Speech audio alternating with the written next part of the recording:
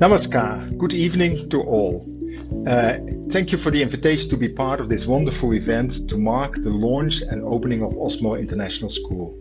I regret being here in person was unfortunately not possible at this point in time. However, I do look forward to another opportunity to pay a visit in the not too distant future. I applaud the team and in particular the founder, Mr. Debajit Das, my close colleague and good friend and indeed a son of the land and village and proud SMEs. Your leadership and commitment to education and well-being of our kids and grandchildren is most laudable and truly inspirational. I myself until today feel deep appreciation for my own teachers when I was just at an ordinary primary school in a small town in a relatively remote part of the Netherlands. My teachers encouraged me to excel and seek the boundaries of what I could learn and do. They inspired me to ultimately aspire and succeed at the Wageningen Agricultural University, one of the world's most renowned life science universities, to the ultimate pride of my grandparents, who were indeed small-scale farmers. I continued and I also taught at universities in the Netherlands and Australia.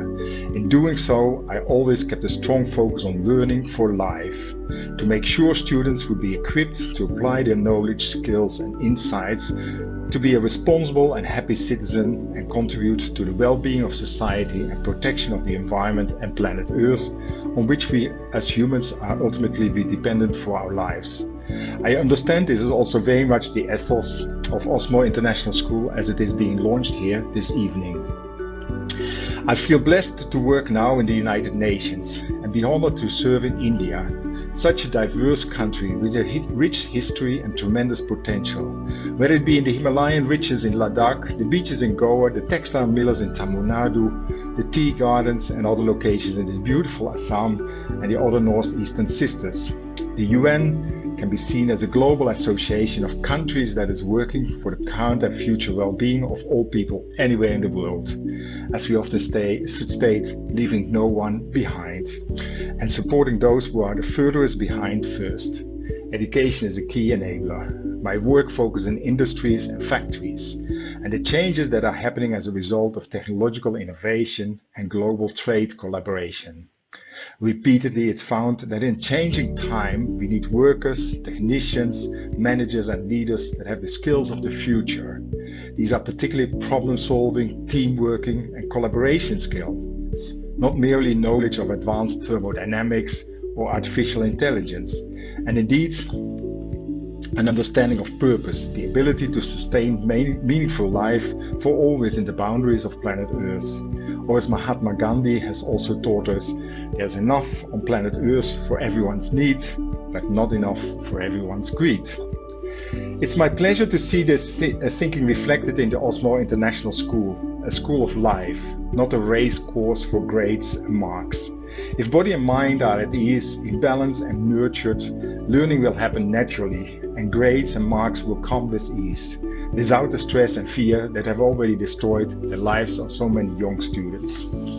This is also reflected in what I see as the core values of the school. Learn to inquire. The ability to inquire and figure out the what, why and how things in lives and around us affecting life is indeed one of the greatest assets of human beings.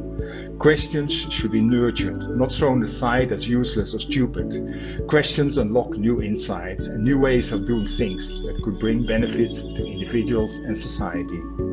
Learn to know. Learning is meant to result in understanding. Once you understand, there's no need to worry about remembering, because indeed it's your own. Learn to apply. Learning for the sake of knowing is nice, but not necessarily satisfactory. Recall your own satisfaction when you first mastered a particular skill or competency, whether it was to catch a fish, to ride a bike, to hit a six in cricket, or solve some mathematics. Once we apply, we achieve utility for ourselves and for society. Learn to transform. We all strive for better lives for ourselves, our family and communities around us, and society at large. We self-realize to our potential and make a contribution. Students, as they mature and contribute to society, should be able to answer with pride what change for the better they've contributed in their lives. Such learning happens often by doing, with trial and error, figuring out how things work. I learn what I do. It's the basic idea of applied education. If I do, I figure out what other people think and feel, and that is sensitivity and sense of purpose. These are all easy to talk about, yet still present a massive challenge to put in practice.